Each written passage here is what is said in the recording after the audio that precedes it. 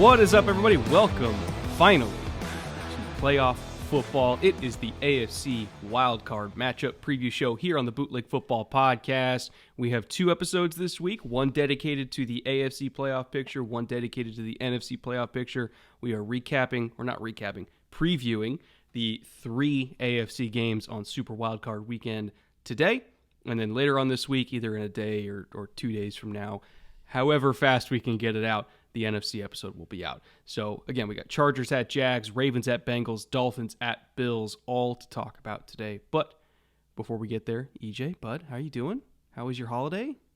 How was coming back from a little break? It was a little break. We had a break for a couple of reasons. One was obviously Damar Hamlin. We haven't said anything about Damar Hamlin. We said a few things on Twitter. Lots of people asked us when we were going to talk about it.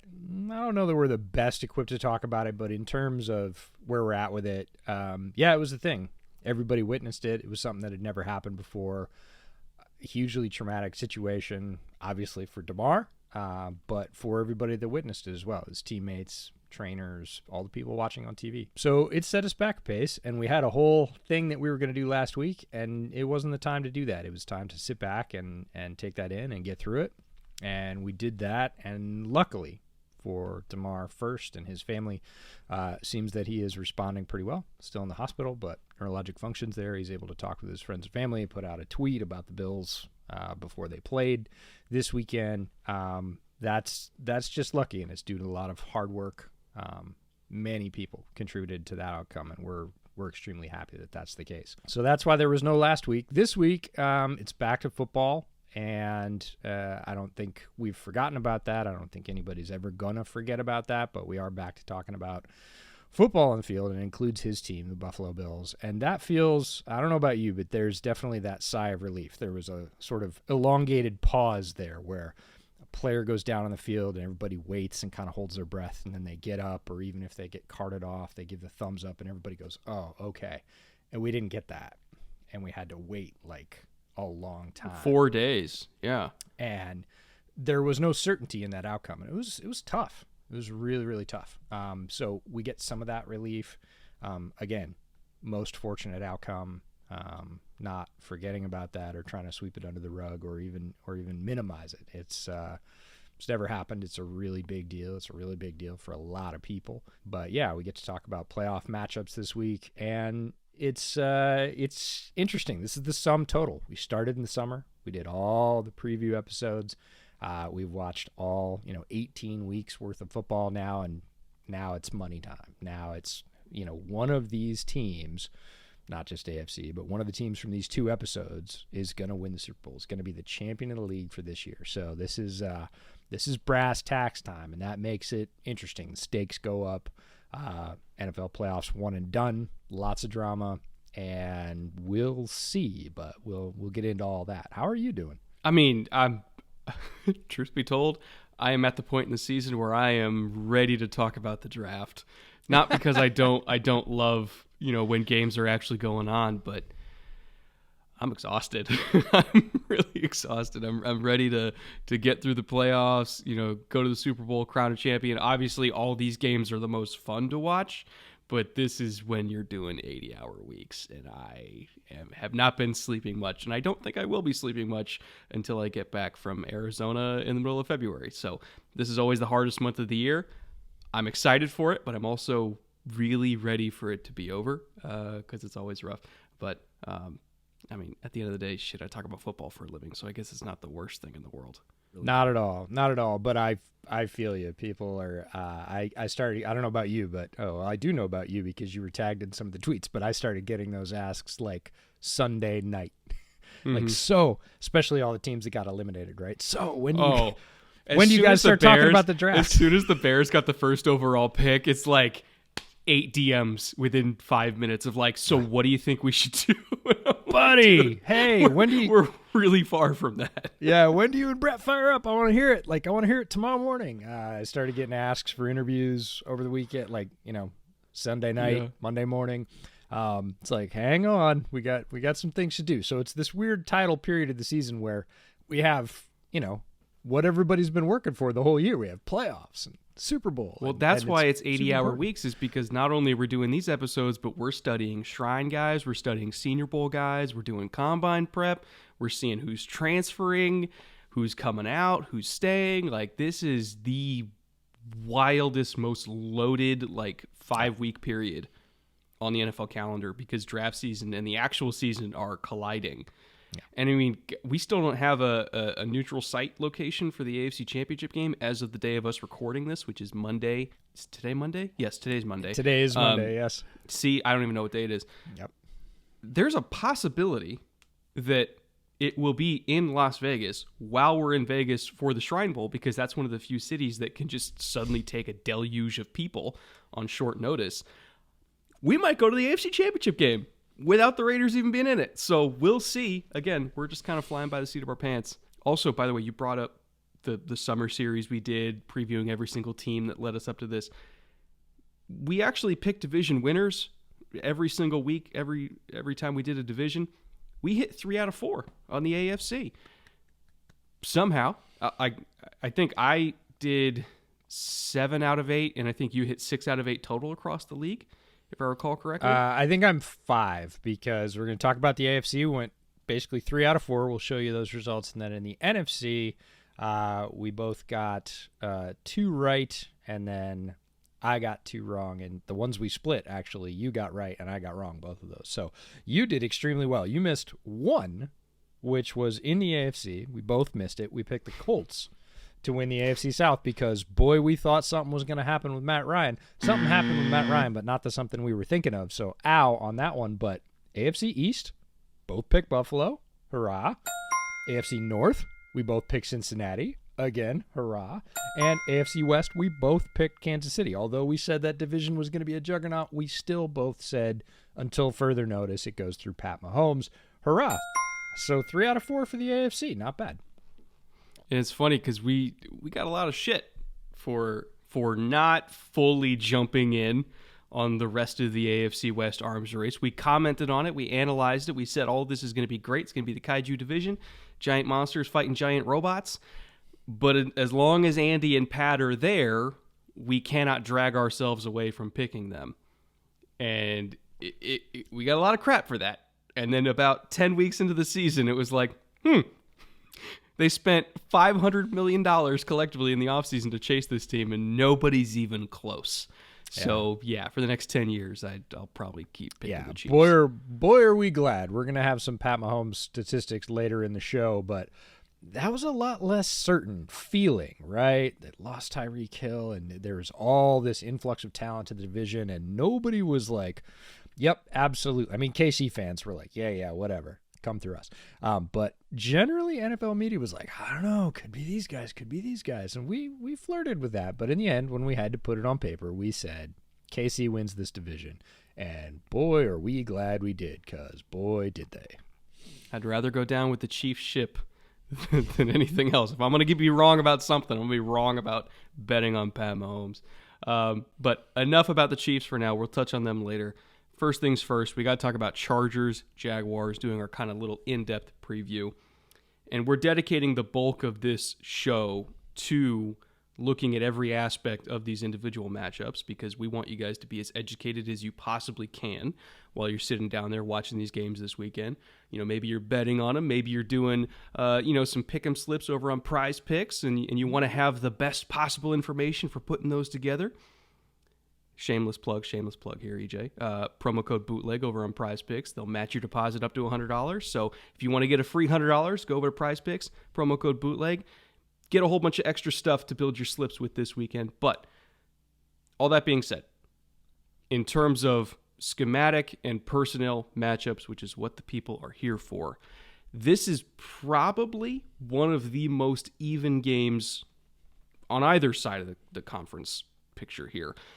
For the entire weekend.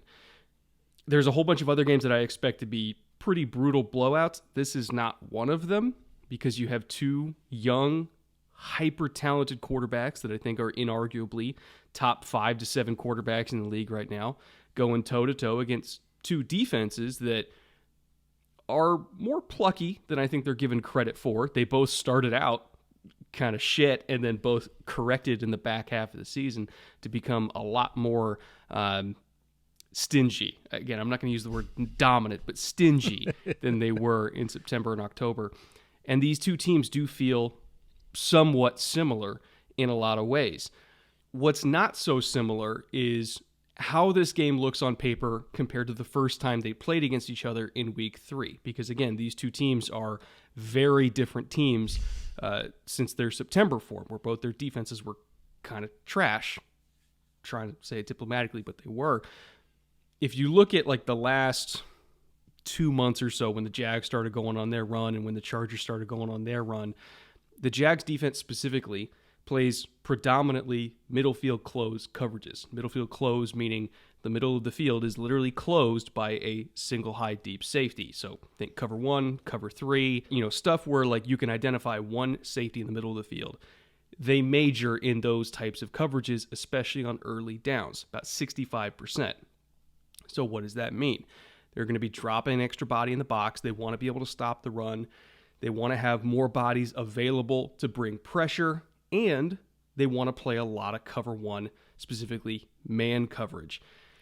Their secondary early in the year was getting torched a lot in man coverage situations because outside of a couple guys, they have some holes there, but they have played better, especially in man coverage situations over the back half of the season, so they've improved on that. On 3rd and 7+ in particular, they are even more into man coverage than they normally would be, about 45% total across cover 1, 1 double, cover 5, which is 2 man. About half of all their 3rd and long situations are man coverage. So expect them to stick with that and probably even play it more than that against the Chargers because the Chargers don't have a whole lot of deep speed. So every 3rd and long, we're going to see, cover 1, or we're going to see like man pressures that are bringing 5 and 6 guys.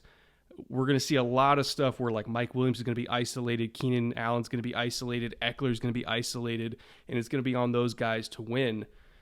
Speaking of pressure, by the way, another stat that I was digging up when, kind of going through this matchup, the Jags have the most number or the highest number of unblocked pressures generated from fire zone calls on 3rd down. They call it about 2 to 3 times per game on 3rd down. 2.5 is the exact number. That's 9th most in the league, and they are really good at it. So even though they call it 9th most, they have the most unblocked pressures, meaning they're really good in terms of, using alignment and, pre and post stat movement to kind of scheme up a free rusher. And that also kind of matches up well with all the man coverage or, match zone coverage, which is what fire zone tends to play out as. On 3rd down, it's a lot of guys out on islands and a lot of bodies rushing the quarterback. So they do that a lot. Here's the rub. Justin Herbert, looking at him against pressure situations on 3rd down, he's pretty good against it. He's only faced it 36 times this year total, but he's thrown 3 touchdowns, no picks, only taken 2 sacks.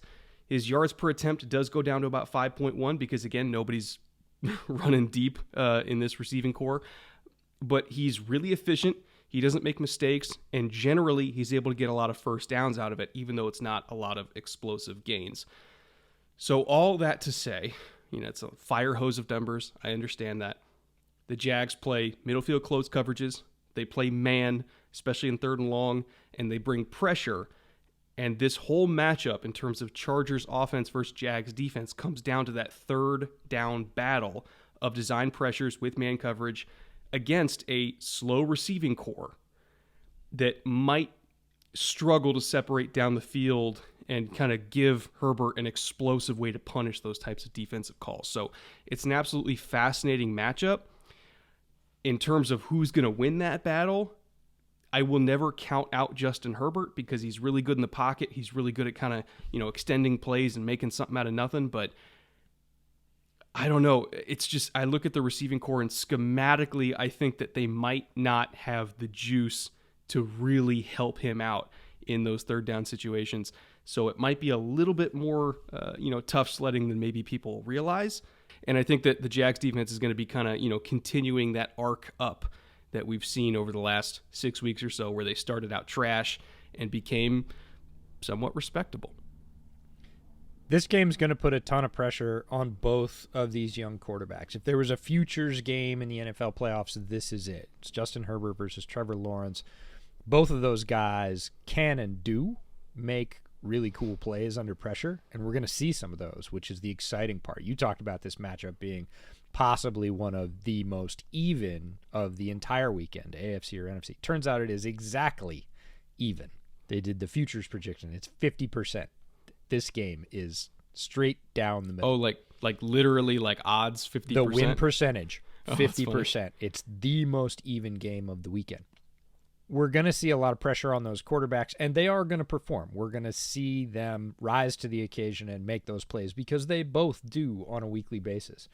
But the interesting thing about this passing game focus, in this case talking about the Jags defense versus Justin Herbert and that offense, both of these defenses are tied for the year at 21st in the league in the opponent's passing yards per attempt, 6.7 yards per attempt. The Jags and the Chargers ended up with the exact same number down to the 10th after 17 games. So you might say, oh, well, you got two talented quarterbacks. You got two passing defenses that are exactly the same over the course of an 18-week season. Like, it's the same deal. If you look at the last 3 weeks, it tells a very different story. The Chargers over the last 3 weeks are at 6.7, mean for the year. They have been really consistent. The Jags over the last 3 weeks, 4.9 opponents passing yards per attempt. So they started off terrible. Like you said, we talked about this on this podcast many times. The secondary was inconsistent, gave up big plays. They got burned in those man pressure situations because it wasn't all working together. A lot of new pieces through the draft, new coaching staff, of course, and the cracks showed early in the year. They got torched. Well, in the last month, they have dialed it down, and those pressures are starting to get home at a higher rate, and the secondary is learning how to cover just long enough to get those guys to the quarterback. So if the Jags had managed that rate, 4.9 yards per opponent's passing attempt for the whole year, they would be about 10 spots higher in the rankings than they are at 21st. That's a huge jump. It's about a third. So right now the Jags are, again, that upward trend you talked about, peaking at the right time. It is going to be tougher sledding for Justin Herbert than it is for Trevor Lawrence. Now, not easy for either one of them, but the Jags are playing better football defensively right now than the Chargers are, actually, versus the run and the pass. So, if I'm leaning a certain way, it's probably towards the Jaguars in this particular matchup. Because it is going to be more difficult for Herbert against that improved Jaguars defense, or especially over the last month. I also want to flip it over to the other side because the Chargers defensively also blitz a shitload on third down. Maybe part of that was influenced by the fact that Joey Bosa was hurt for a lot of the year, but hey, the numbers are the numbers. That's just schematically what they've done. They have 62 pressures of 5+ rushers or more, which is fourth most in the league on third down. What's interesting about it, though, it's only in certain situations. So in third and long, they're actually 18th in called pressures of 5 or more at only 23, but on third and 6 or less, so, third and medium, third and short, they're second at 39. So basically what you get into is in third and long, they're going to call, I don't want to say a vanilla zone coverage because it's not like they're spot dropping, but it's mostly going to be like a match 3, a quarter half, cover 2, depending on the look from the offense. It's really going to be based on personnel and formation and game plan and all that kind of stuff, but it's going to be some kind of zone. And then in third and medium or third and short, they're going to call like a 3-3 fire zone or a 2-4 fire zone, which is basically just cover 2 with one less guy. And they're going to bring heat, whether it's with a linebacker or a nickel. Like, they are going to bring heat. And it's kind of for two different reasons, because fire zones are also a pretty good way of stopping the run on short yardage. If you can get an unblocked body in the backfield, like, they're actually pretty good at doing that. You slant the defensive line, it'll kind of screw up blocking angles. Sometimes you can sneak a defensive lineman through with that. And then you got, a nickel coming off the edge unblocked. So they use it in run defense and for stopping the pass on third and medium. What's interesting about it, though, is Trevor Lawrence conveniently has also seen the third most fire zone pressures on 3rd and 6 or less this year with 20. So a little over 1 per game on average. He'll be in that situation where it's like 3rd and 4, 3rd and 5, and they'll throw 5 bodies at him. And on those plays in particular, his adjusted completion percentage, which factors in things like drops or throwaways, anything like that, is 73.3%, which is pretty damn good. His passer rating is 94.4. He did have 1 touchdown, no picks, only took 1 sack on those 20 pressures. And again, he was more on the efficient side than the explosive side because the receiving core, again, is not the most explosive in the league, to put it kindly, but no major errors under pressure, and that's what's important. And I think that we're going to see that on this side of the ball in this game, just like we're going to see it on the other side of the ball, which is 3rd down blitzing. And whichever quarterback handles these blitzes the best, and both these quarterbacks play very similar games, that's probably who's going to win. What I find, kind of jumping ahead of this game a little bit, what I find interesting is that whoever wins this game most likely is going to be going to Kansas City. And I don't think Kansas City wants to play either of these teams right now. So I think all the Chiefs fans that listen to the show passionately as you do, and there's a lot of you, you should be paying attention very closely to this game because you're going to have to deal with one of these freaks of nature, either Lawrence or Herbert, and I don't think it's going to be very fun. You're probably still going to win, but it's not going to be an easy game.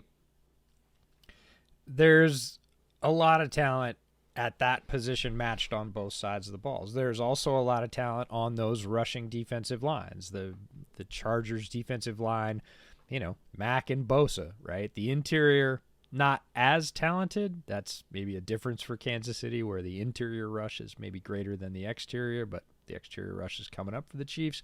But both of these teams, Chargers and Jags, have a lot of talent. On the Jags side, Arden Key, free agent addition we talked about, had a resurgence in San Francisco last year under Chris Kasurik, one of our favorite defensive line coaches in the league.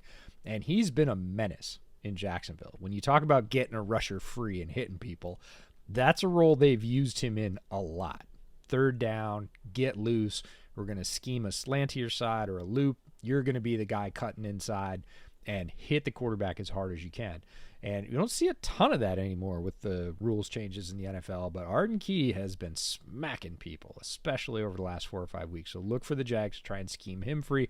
And, of course, the Chargers are going to try and do the same, even in those sort of short, third and medium, where the Chargers defense really wants to force you to make a decision quickly and right. And it's both of those things. We're going to bring that pressure. We're going to try and make you decide, and you're going to have to do it fast because we're not going to give you very much time. That's their MO, and they've got the horses on the outside to do it. So we're going to see a lot of that going on. Chargers have, loads of talent on the defensive side of the ball too, but they're also the Chargers, so they also have a ton of injuries. And they haven't been able to escape that. The nickel roll has been a sort of thorn in their side. And the run defense, look, they tried. They tried to sign some guys. It's that Bart Simpson, hey, at least you tried cake. You just toss it in the garbage. They're last in the NFL versus opponents' rush yards per attempt. The Chargers are the last team in the NFL in that stat. They just don't match up versus the run very well. So I would fully expect Doug Peterson to look at that and say, hey, guys, guess what we're going to do? We're going to run. We're going to run a lot, and we're going to try and basically push that advantage in every way we can. And when we have to go to those pressure situations, we're going to be looking for the nickel roll. We're going to be looking for our 3rd wide receiver. So it's going to be pretty interesting to see how they maximize those two things, how they choose to try and run people over, because we don't think of the Jags as a sort of they're not a power running team, but they're an explosive running team, and they're going to try and rip some of those off, definitely, to give themselves more favorable down and distance matchups. And if they're successful, they'll just keep doing it, and they might be versus the Chargers defense. The Chargers defense is going to have to find a way to bow up and fill those gaps, and if they don't, they're probably going to be playing from behind in this one. But if the Chargers do, then Peterson has every ability to switch with Trevor and say, all right, now we're going to start pressuring that 3rd defensive back. We got to find him and put him under a ton of pressure because it's probably the weakest link in the Chargers pass defense. So the schematic matchups of both offenses attacking these defenses and the adjustments at halftime specifically are going to be really interesting to watch. Not to throw too much of a wrench into this, but I was curious and I looked at it while you were talking because I'm going to be building a slip as we go here. Travis Etienne's over-under for rush yards is 70.5. That feels not like egregiously low, but it feels low. It feels like I would take the over. I would take the over on that. And then Christian Kirk, this one also, again, considering, he is a good outlet in pressure situations, his over-under is 57.5 receiving. So I have more confidence in Kirk than I do Ingram hitting 44.5. So there's that. True. The Kirk thing is fascinating because he is one of those players that's boom or bust in that offense because Trevor will distribute the ball and Doug Peterson will scheme up different matchups week to week based on strength. So he could double that really easily or he could get 2 catches and come in just under. If I am going to take one thing from this game, though, it's probably ETN over 70.5. So if you're at home building your prize pick slips, keep that in mind. It might go up as the week goes on because I have to imagine a lot of people are going to be slamming the over on that, but put that in the back of your mind. We'll get back to the show in just a second, but real quick, the job market right now is crazy, and January is hiring season for most companies, so there's a lot of competition out there to try to hire the best candidates possible for your business. If you yourself are also a small business owner like we are, and you need to hire some extra help to get your 2023 started on the right foot, LinkedIn Jobs will help you find the candidates that you want to talk to faster than ever before. Every single week, nearly 40 million job seekers visit LinkedIn, so if you're hiring, that is the place to be. You can create a job posting in just a couple of minutes on LinkedIn Jobs to reach out not just on your network, but the entire LinkedIn network of over 875 million people. And you can even use tools like screening questions to try to narrow down and filter your search as much as possible. So if you've been trying to hire someone and you've checked all the boxes that you knew you were supposed to check with good benefits and good pay and work-life balance and all that stuff that you know you have to do, but you're still just not getting as many bites as you want to for whatever reason, try posting that job for free at linkedin.com/bootleg and see what they can do for you. Again, that is linkedin.com/bootleg to post your job for free. Terms and conditions do apply. Thank you again to LinkedIn for sponsoring today's show. And with that, let's get back to it. Let's get to the second AFC game on the docket for the week. And this one, I truly don't know what to expect. That is Ravens at Bengals. And I don't know what to expect because we have no idea what quarterback is going to be on the field for the Ravens. Ian Rappaport did go on the Pat McAfee show today. And he said that Lamar has been telling people he's going to play, but that there are people in the building that are not super enthusiastic about what they've seen out of his knee, and it's still very much up in the air. I would probably lean towards, yeah, he's going to play because it's a playoff game, season's on the line. Like, this is what you get paid to do is, if you can play, you will go out there and play. But I don't necessarily think it's going to be the same Lamar that we're used to seeing, which is, dynamic rushing threat, super hard to sack, great pocket mobility. I think it's going to be a 60 to 70% Lamar Jackson, and he's going to have to win this game with his arm. And that's a lot tougher than I think people realize because the Bengals defense is really damn good. Like, they're not the plucky underdog anymore like they were early in the season. Like, they are legitimately really vicious, aggressive, multifaceted. Like Lou Anarumo. God, I hope I got his name correct. I always screw it up. I just call him Lou. He's had a phenomenal year at defensive coordinator for Cincy. He has been one of the best assistant coaches in the league over the last couple of years, in my opinion, especially on the defensive side of the ball. I really hope he never leaves them because he's been fantastic. And I think that, kind of looking at how the Bengals played against this Ravens offense when, granted, Anthony Brown was starting, they had no respect for the Ravens passing game at all. Like, they were letting guys go deep free. Like, there was a 3rd and 4 late in the third quarter where there was like an alert seam that Anthony Brown just straight up missed. And the free safety didn't even bother bracketing it. Like, the corner fell down. because he's like, oh, he's going to throw the sit route over the middle. Like, we're not even going to worry about him trying to get 6 in one throw because he's not going to see it. And he didn't. And he threw it into triple coverage, at least tried to throw it in triple coverage. The ball got batted down the line of scrimmage. But, like, those kind of throws happened the entire game where he straight up was not seeing the field. And so the Bengals defense was squeezing everything underneath. And it was just turnover-worthy play after turnover-worthy play. And if Anthony Brown's playing again, we're probably going to see it again, but even worse, because they know and they have the confidence that, like, this team cannot stretch the field unless Lamar Jackson is out there. So I struggle to see this game as remotely close unless Lamar is out there. And even if Lamar is out there going against this pass rush, which again, can really get after people, and the secondary that loves to beat up receivers, and the safeties that are super rangy, and the linebackers that just knock your socks off. Without that kind of dynamic rushing ability to turn, for lack of a better word, chicken shit into chicken salad, every once in a while, I don't think they got a shot. I really don't. And like the line's like 6.5 right now. That just seems entirely disrespectful to the Bengals to me, because these two teams are not remotely in the same spot. Both sides don't match up well in this matchup. If you're looking at the Bengals' high-powered offense versus the Ravens' very tough defense that was hitting, the defense played tough, and they will. This is a divisional matchup. They are going to smack each other.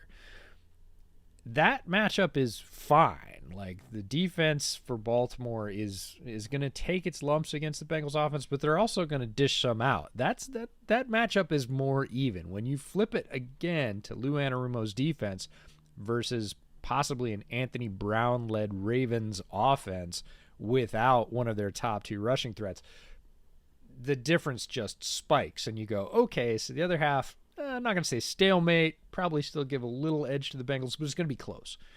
You switch to the Ravens offense versus the Bengals defense, and you go, this isn't close. I started watching this game yesterday, about second quarter. I started paying more focused attention to it, watching all the games at once. I watched for about 10 minutes of real time, not even game time. So not even quite half of the second quarter. And there were 4 turnover-worthy plays in that time, right? It's only 2 drives from the Ravens, and there were legitimately 4 throws that could have easily been picked off. I'm not talking about crazy athletic plays. I'm talking about, I'm surprised he didn't catch that. That's not winning football, and really asking a Ravens team that was built around Lamar and his strengths and leveraging those to break them out of situations and lead them offensively, and to put anyone else in that role, maybe short of Justin Fields, and he's not even at that level, you're not going to get it, right? You can't just pivot a Ravens team that's built on defense and power running and Lamar's dynamic running, quarterback read from the pocket, and say, okay, now anyone go win with your arm because we have this great receiving core no, you don't. That's not the way you constructed the horse. So we're not going to see them be able to pivot, and I feel like you do that this is going to be one of the more lopsided matchups of the first weekend. Also keep in mind, Bengals defense, because they are so blessed to have DJ Reader, against teams that run a lot of 12 personnel and 21 personnel, they play nickel into it. And because they have Reader up front who can steal back a gap because for they them. can. Because they can. And so they're really fast. And so even if Lamar was healthy, like the fact that they have so much team speed on defense based on the personnel groupings that they are allowed to play against heavier groups, it kind of does take away a lot of the outside run game that Baltimore does like to do when they are fully healthy, which they're not. So again, a lot of man coverage, a lot of pressure. Lamar, I do not expect him to be a dynamic rushing threat here, so he's going to have to be dodging bullets inside the pocket and dropping crazy dimes against really tight, tough man coverage on the outside. Isaiah Likely is going to have the game of his life. Like, it's a hard matchup for me to think like 6.5 is a justified line. And I I think it's going to move before game day because that just feels. And here's the thing, fully healthy Ravens team, even money to me. They're not fully healthy. They're not even close to fully healthy. So I gotta go with Cincy, and it sucks that it feels like the Ravens, they go through this every year where they get hurt and banged up, and we never really get to see a fully armed and operational battle station. But it is what it is. They're banged up again, and I don't see it. I really don't. There's a thin window for them to win this game. Is it possible? Yeah, they're going to need great plays on special teams, and whoever's at quarterback is going to have to hit some very tight, really contested shots down the seam to the tight ends, and it's going to be Likely and Kohler. We saw a little bit of Charlie Kohler, too. They drafted both of those guys to be bolsters to their receiving core. Neither one of them is a great blocker, but they can make plays in the passing game. Isaiah Likely had a little stretch in that second quarter where he made a couple of big catches, moved them down the field. They're going to have to maximize that. The defense is going to have to be airtight, which is a huge challenge against Cincinnati and all that talent. And you're going to just have to throw some balls up and have guys like Likely and Kohler go win them. It's not a great plan going in to say, hey, this is what we're leaning on, guys, but that's what they've got, and there isn't much else. And when you take away the amount of field that the Bengals have to defend by putting in somebody like Anthony Brown and let them sit on routes and let them press down, they have too much speed at linebacker with Pratt and Wilson. Jesse Bates is playing great ball. You got Reeder plugging up things in the middle. You got Hendrickson coming off the edge. Like, you got all these guys, and you say, oh, defend 1/3 less of the field because the deep outs are really not a thing. That's a really, really small window to try and fit through to get a win out of this game. Yeah, so it's just a tough matchup, and I do expect the Bengals to win. Similar kind of story for the last AFC game of the week, Dolphins at Bills. This one, unfortunately, the Dolphins are a very similar story to the Ravens. If they have a healthy quarterback, now we're talking. If they have a healthy running back, now we're talking. Because Raheem Mostert, unfortunately, broke his thumb against the Jets, and he was averaging like 9 or 10 yards a carry in that game before he injured his hand, and he's questionable in this game. And we have no idea if Tua is playing. There was a tweet that I sent you, which kind of gave me a little bit of pause that made me think maybe he's not playing. This is from Barry Jackson, who said, remember, Tua had memory issues and an inability to recall things after the Green Bay concussion. Doctors are taking this very seriously to the point that they told the coaching staff that they should not discuss any topics that could cause him stress, such as when he might play again.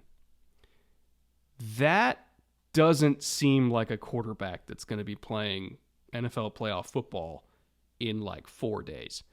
So I don't think he's going to play, and medically that's probably the right call. But if Tua's not on the field and if Mostert's not on the field, this is going to be another bloodbath. And it's a shame because schematically speaking, the Dolphins are actually one of the better matchups to take out Buffalo in the playoffs if they were fully healthy. Because we've seen the Dolphins run more 21 personnel than anyone in the league, and 83% of their 21 personnel snaps with Alec Ingold on the field and usually Mostert, 83% of those have motion. By far the highest number in the NFL. And the Bills' run defense is atrocious against two-back runs, especially outside zone. They've allowed the 4th worst EPA per play allowed against two-back runs. They are 5th worst in average depth of tackle, meaning how many yards past the line of scrimmage that they make the tackle. It's 5.26 yards on two-back runs, which is horrible. Their interior defensive line got their ass kicked in the last matchup in Buffalo, especially on outside zone. Ed Oliver just got run over in that game. They've had the 5th most outside zone called against them, and again, they're like 5.4 yards average depth of tackle. Like, this Miami run game opened them like a tin can, but unfortunately, the running back that did that may or may not play, and the quarterback that was on the field may or may not play. So it's just unfortunate because I think this is one of the offenses that when they're fully healthy is absolutely built to beat Buffalo, and Buffalo has only sustained more injuries since that game. So it could be even worse. But, between two teams that have faced a lot of attrition in terms of injuries this year, Miami's faced the worst of it because at the end of the day, Buffalo still has their quarterback. They still have Stephon Diggs. They still have a lot of their offensive pieces. And Miami doesn't have arguably the most important one, which is their quarterback. So I still expect Buffalo to win this game, and I will be lamenting all offseason that we might not be getting the fully healthy matchup that I think I wanted all year long, which was Miami and Buffalo in January. And you're right. That's what this team was built for. It was built with, okay, if we're going to win, if we're going to go anywhere, we have to be able to win our division. We have to beat our division rival. Who's the power in the division right now? It's clearly Buffalo when Mike McDaniel took over, still is.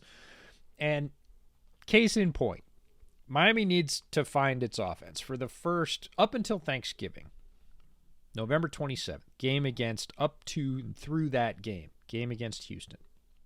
Here's the point totals since that game. Before that, you'll remember, 30s. They had a couple losses in there, but they were scoring mid to high 30s, occasionally high 20s. Since that game right around Thanksgiving, 17. That's versus San Francisco. We all know about San Francisco's defense. 17. That's against the Chargers. Now, 21st scoring defense. Not great. Almost bottom third. And we just talked about how bad the Chargers run defense is. So, but only 17. Then 29, the high point of this last 6-week stretch versus Buffalo. It was a loss, but almost 30 points, and we saw how effective they were. So in terms of like lock and key matchups, yes, Miami's offense versus Buffalo's defense was the best they've done over the last month and a half. Then 20 in the game that Tua was concussed in at Green Bay. 21 versus the Pats, which is the 11th scoring defense, still a tough task. And 11 versus the Jets, which is the Jets have the 4th scoring defense. So it's a combination of good defenses, but also the rest of the league kind of figuring out, we can limit the yak, right? This reminds me of when KC's attack, which was just wide open and nobody could figure out how to keep Tyreek off, the long cross. And then everybody went, oh, we have to limit that and make them work for it. And it feels a little bit like that with Miami. Now, it's a combination of Tua's injuries and effectiveness. Now, they like Skylar Thompson. We got to see him at Shrine Bowl. He had a good preseason. He came in. He's not Tua. And he is a rookie. So it's not fair to say, oh, Skylar Thompson, who is healthy, come out and do the exact same things that Tua does. Skylar Thompson is no Brock Purdy, EJ. Oh, boy. Here we go. Here we go. So, over that stretch, Miami's 1-5. And Tua played in a bunch of those games. Now, we can argue about how healthy he was even before the later concussion at Green Bay and whatever else. But ever since Thanksgiving, this Miami team has struggled to score points, except versus Buffalo. They scored almost 30 and almost won that game. It was really, really close.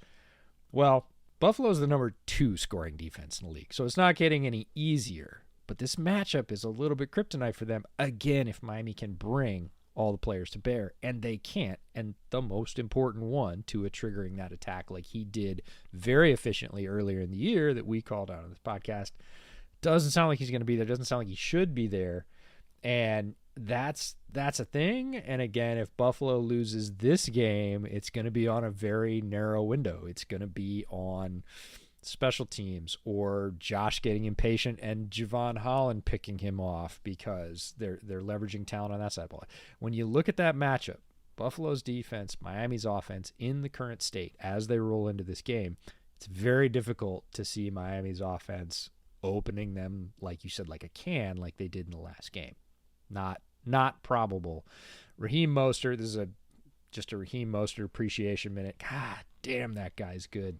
He's so good. When he's on the field, I think he's one of the least appreciated running backs in the NFL. If you said, hey, name the top 15 running backs in the NFL, I think very few people would put Raheem Mostert's name in that conversation. If you look at what he's done over the last half of the season with the Dolphins, there's no way you couldn't based on that stretch. He is really effective, slashing, tons of speed, runs hard, just ripping off big gains. It wasn't just against Buffalo that he was averaging a lot of yards. Every week you look up and Raheem Mostert, when he was starting, was being really efficient in the run game, even explosive for the Dolphins. And if he's out, I'm with you. It's probably too many straws for the Miami offense back to bear. Also, I mean, you had a Raheem Mostert appreciation. I want to have a Josh Allen appreciation because in Week 18, there were 2 throws he made. The one where he kind of broke the pocket and then threw it deep to John Brown, doing the typical when Josh Allen's rolling right and he's given the hand wave, a touchdown's coming.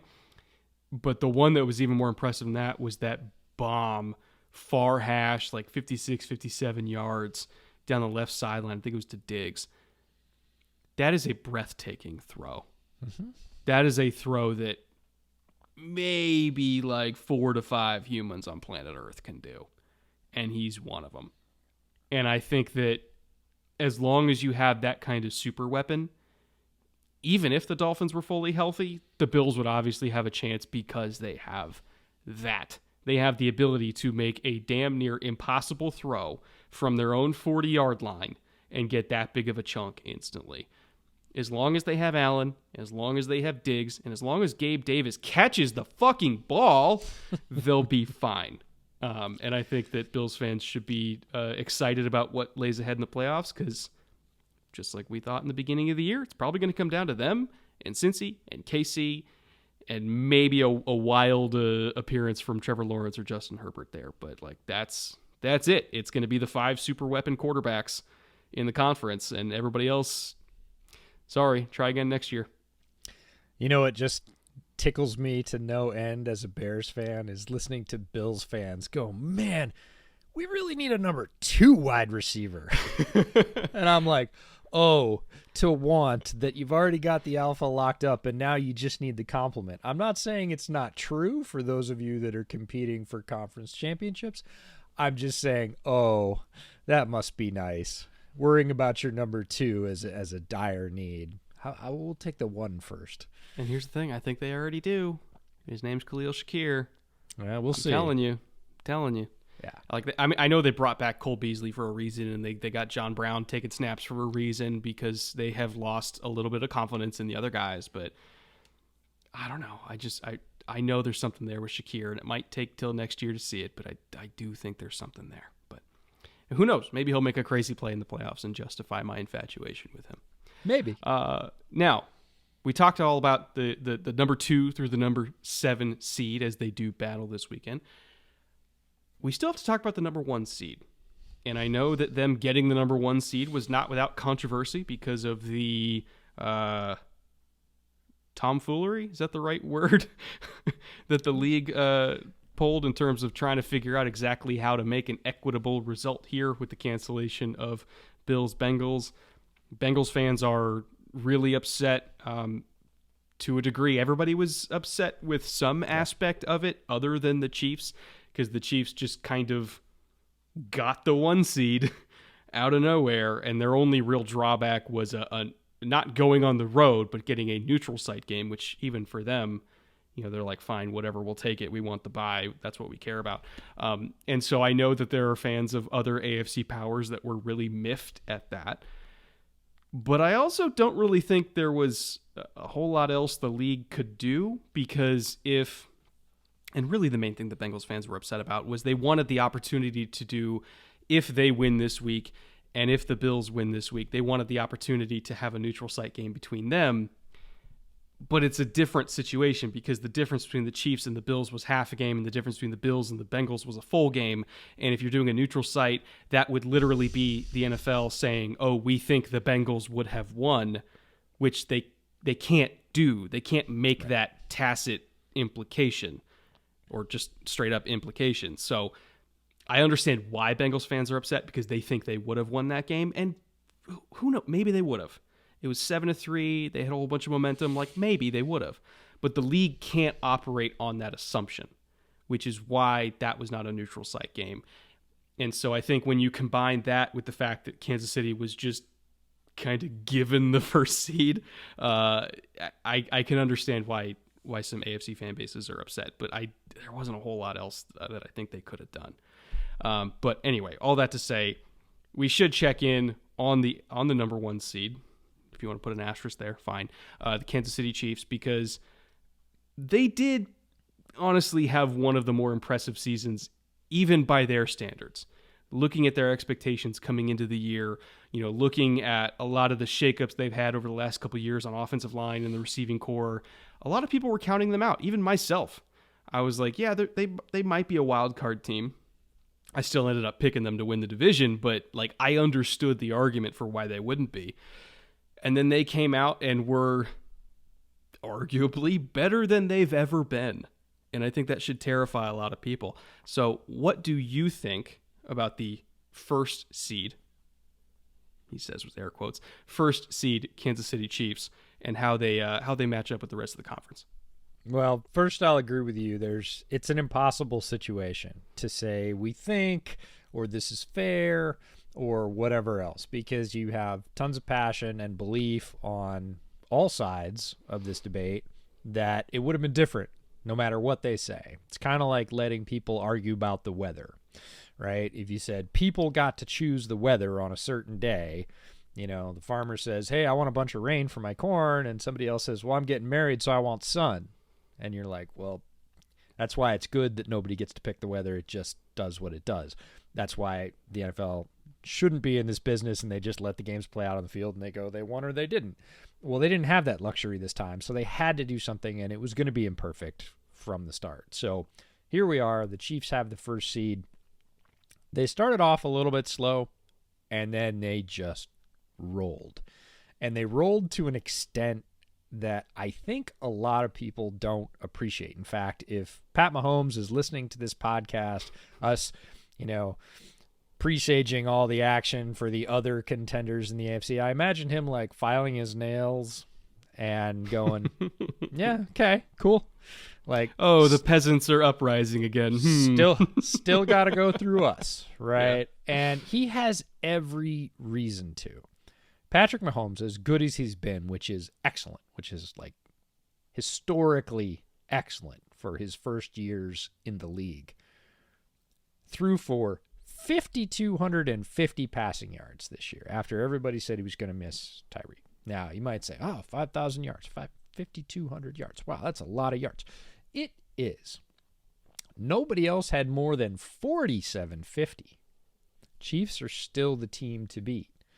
And if you want to go even further down, we talk about Josh Allen as a super weapon. And he is, and that schoolyard play to John Brown showed why. He just rolled out and went, yeah, okay, boom. I can score when I want to, even against pro-level defenses. And he can. Geno Smith had one of the most resurgent years by any quarterback in the NFL this year. Josh Allen and Geno Smith missed having the exact same number of passing yards a season by 1 yard, which is just mind-blowing after 17 games. All the permutations, whatever else. Allen had 42.83 and Smith had 42.82.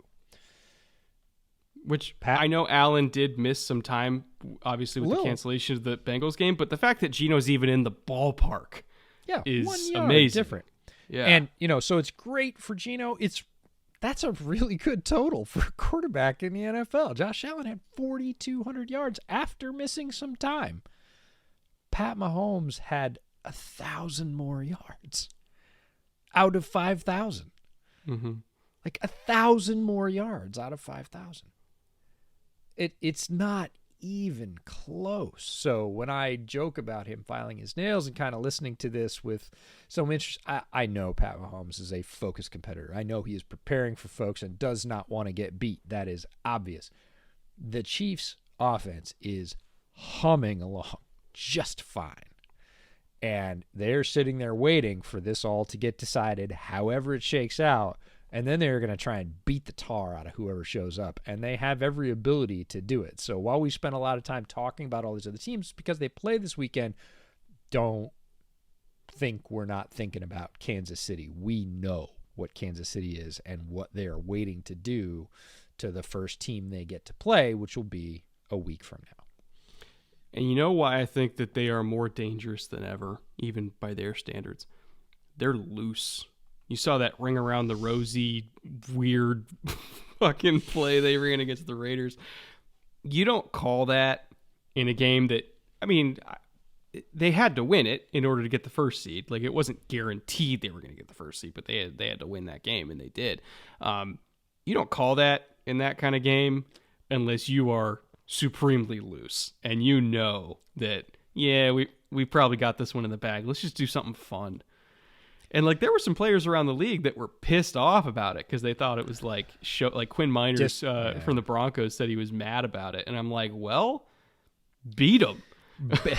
Be mad, bro. It's okay. Like, I understand the sentiment, and people again are going to argue endlessly about football. That's what makes it fascinating. Some people see it as super serious and analytical numbers, and some people see it as, more fun and looser than that. And this is why I love Bootleg listeners and viewers, is we got a tweet about this, and somebody said, I keep coming back to Football EJ's take on vibe-based football.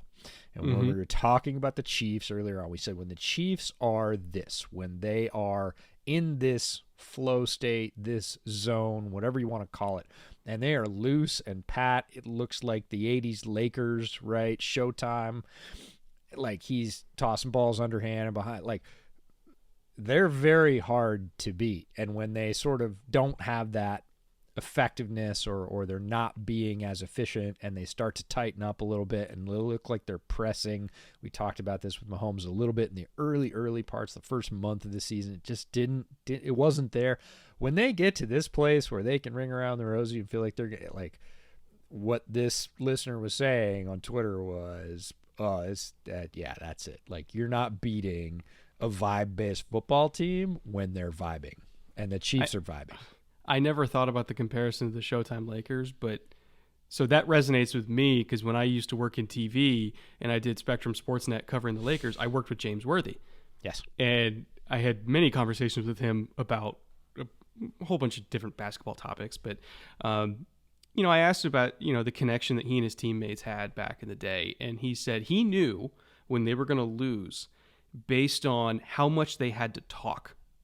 Yes. If they had to talk to communicate, they were going to lose. If they could just look at each other and knew exactly what each other was going to do and how to play, like, they were unstoppable. And I think the Chiefs, when, Pat's running around and he just looks at Travis and Travis just stops and he knows exactly where Pat's going to throw it. Or he was kind of low red zone rolling out to his right, and he was kind of like looking and just holding the ball like, Jarek, I need you to get to that spot. And he did, but like no communication, just flow state and giving each other faintest glances and knowing exactly what those mean. They are in such a zone with each other right now. It's truly special football. And it's the kind of football that very few other teams can play because it's all about chemistry and just knowing each other. And they know each other. And ever, that's the thing, is when we say it's a brand of football that very few other teams can play, we mean ever. Like, for a game, like a half, a drive, and the Chiefs do it for like half a year. It is not normal. It's super cool to watch, and everybody's like, oh, who are the teams that didn't get into the playoffs that nobody wanted to play? I'm like, Can we say the Chiefs are in the playoffs and nobody wants to play them? Because that's the answer. All right, well, good little preview show we had here. Remember, we have another one coming out, NFC. This was about an hour long. That seems healthy. So we have another likely hour-ish long NFC preview coming up, especially because some of those matchups are probably a hell of a lot closer than the AFC ones will be. Not entirely sure which day it's coming out, but it will definitely be before Saturday, before Friday even. We're shooting for Thursday, but we'll see. Either way, keep an eye on the YouTube channel, or if you're reading or listening to this on the audio feed, keep an eye on this. We will get 2 episodes out this week. Thank you to everybody for watching and listening. However you happen to consume the show, we really, really appreciate it. If you're new here, like and subscribe and all that nonsense. Really appreciate that as well. And if you're building your slips for this weekend based on the information that hopefully we are giving you and we're being, good educational content here. Again, you can use promo code BOOTLEG over at Prize Picks, and they will match your deposit and double it up to the first $100. So thank you again to Prize Picks for sponsoring us this entire season. Thank you all for watching and listening. We'll be back in a couple days with the NFC. Take care.